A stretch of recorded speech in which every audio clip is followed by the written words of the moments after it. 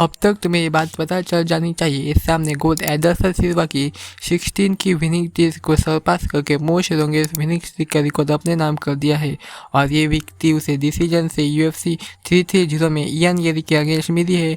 And if तुम इस victory को एक नॉर्मल डिसीजन विक्ट्री मान रहे हो तो तुम पूरी तरह यहाँ पे गलत हो, क्योंकि इसका इम्पैक्ट इस्लाम के लेगेसी और करियर पे बहुत पड़ता है।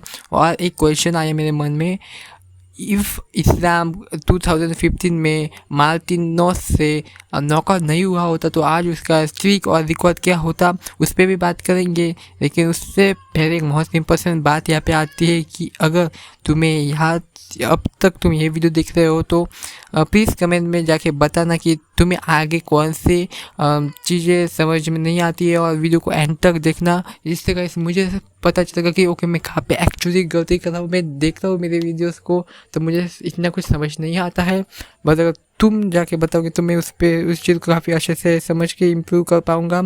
बाकी यस, अभी भी चालू करते हैं वीडियो। तो पहली बात तो सबको पता चल गई है।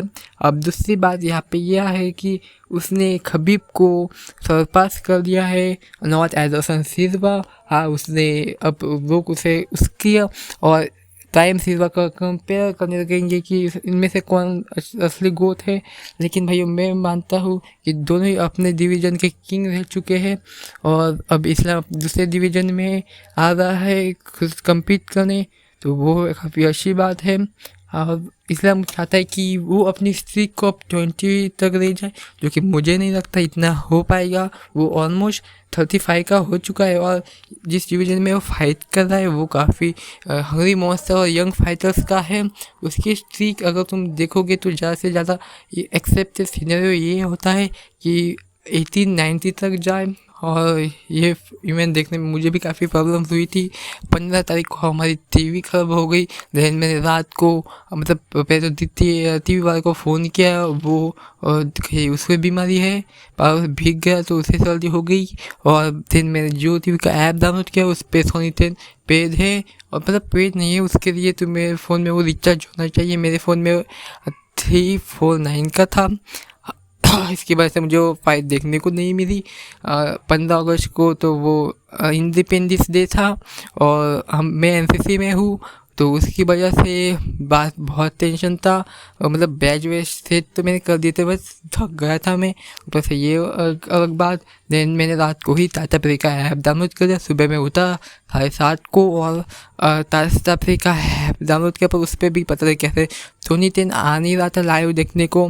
देन मेरे पास एक पॉसिबल सोल्यूशन था कि मैं अपने काका के घर में जाके देखूं, और फॉर्चुनेटली काका की बीवी नहीं थी, इसीलिए मुझे टीवी देखने को मिली, जो कि काफ़ी मेहनत करने के बाद इतना अच्छा हुआ था। तो हाँ, जब इवेंट था तो मुझे बस लास्ट की एक फाइट देखने को मिली थी, जो सीओ मेन इवेंट था, उसमें बस उस बहन को दाना बेल्ट पहना था वही देख पाया मैं।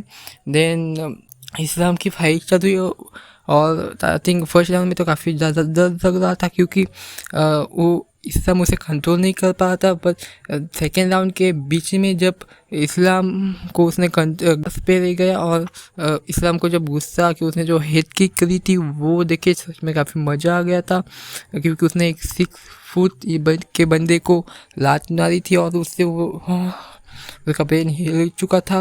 दूसरी बात यहाँ पे ये थी कि उसके बाद उसने उससे काफ़ी अच्छा सुप्लेक्स मारा, जो देख के मुझे ऐसा लग रहा कि अच्छा ओके, हम ये फाइट इस्लाम जीतने वाला है। और उसके बाद ऐसा ही हुआ, क्योंकि वो डिसीजन से जीत गया। जो कि भाई अब वो क्वेश्चन आता है कि क्या होता अगर इस्लाम कभी हारा नहीं होता, तो इसका सिंपल आंसर है कि अगर वो फाइट भी वो जीत जाता तो उसका रिकॉर्ड 19 होता, जो कि उसकी UFC फाइट है। देन वो क्या अनडिफिटेड रहता, तो मुझे नहीं लगता वो अनडिफिटेड, मतलब हाँ ये कैलकुलेशन के हिसाब से अनडिफिटेड रहना चाहिए। बट वो फाइट उसके काफ़ी ज़्यादा करियर में जो आज वो है, उसी फाइट की वजह से, उसी हार ने उसे आज जो हिस्सा में वो बनाया है, तो वो हार काफ़ी उसके मायने थी। अगर वो चीज़ नहीं हुई होती, अगर एग्रेस से मिटा जाता है तो इस्लाम काफ़ी ज़्यादा एरोगेंट हो जाएगा। इतना एरोगेंट हो सकता है कि वो टीम कभी से निकल जाए। Most accepted and worst scenario, मतलब एक्सेप्टेड नहीं है ओके, एंड दूसरी बात ये पूरा इवेंट और वो हेड किक प्रेशर काफ़ी ज़्यादा पसंद आई मुझे। मैंने टीवी पे लाइव तो UFC 229 नहीं देखा था, उसकी मेन फाइट जब खबीब कॉनर को ऐसा नॉक डाउन किया था वो हाईलाइट से देख पाया मैं। पर हाँ, यहाँ पे ये लाइव देखे काफ़ी मज़ा आया। ये बोल के मैं ये वीडियो यहाँ पे ख़त्म करता हूँ। अगर तुम यहाँ तक देख रहे हो तो प्लीज़ चैनल को सब्सक्राइब, लाइक, शेयर कर देना। ये वीडियो शेयर मत करो और मैं चला।